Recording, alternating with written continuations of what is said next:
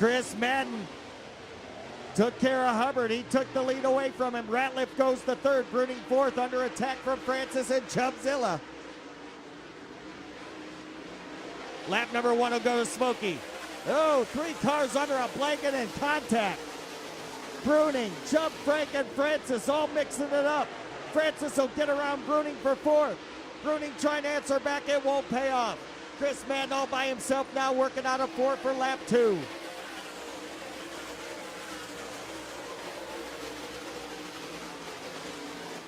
Hubbard will try Madden at the halfway point, 5 in, 5 to go. Austin Hubbard's got himself a run off of turn number 2.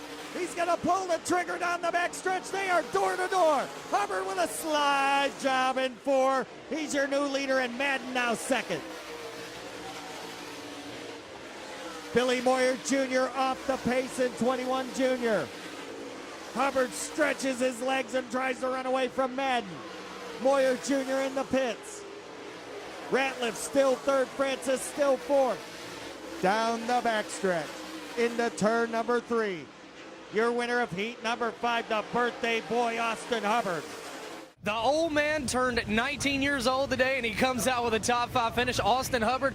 Austin, what a crazy feature tonight it was. Yeah, I mean, honestly, there was a lot of good racing going on tonight. Wish we'd have been up there mixing it up for the lead, but we started to get kind of tighter throughout the feature and tighter. And but Josh, he was real good, and it's real unfortunate what happened to him. Scott, he was fast. Early in the race, it seemed like you had a real good car, Austin, and you actually started to reel Scott in.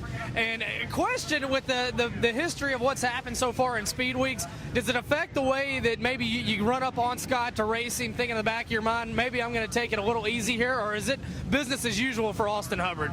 I mean, it's just another race car on the track. You know, me and Scott, I'd like to think we got our differences worked out and we know where we stand, and I'm going to race him just as hard as he races, you know, it's just as hard as I race anybody, and that's what he would expect me to do. And a bit of a change for today. Your dad drove all night, I understand, with a new motor from Delaware. How big of an impact do you think that had on your performance tonight? A huge impact. The motor's huge here. It's a big track. It was real heavy tonight, so you could have took all the motor you could have had, and Mark lent us a motor last night to get through, and I really appreciate him doing that, and getting this motor change and getting some, big, good motor fresh back in was real nice, and it was a good deal. I mean, we had a good car all night. We were real fast in the heat. Thought we might have had something for Scott a little bit earlier in the feature, but I don't know. We got, just kind of the way it goes, but we'll take our third, and it's definitely a good points night. It's a nice way to start off the points for this year, and we just got to keep grinding them out. Final question for you. Obviously, you're an up-on-the-wheel kind of guy. Do you prefer a racetrack like that, a heavy one with a nice cushion, or do you prefer a slick racetrack? I prefer a track you can race on.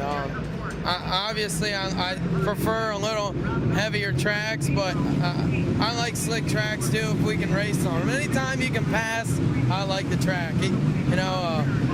Whenever there's a good race, it's nice to be out on the track like that. So tonight was a pretty good track, other than a couple ruts, but you can't really complain about that. So it was a good night. And tonight, Austin Hubbard, he comes away with a third-place finish.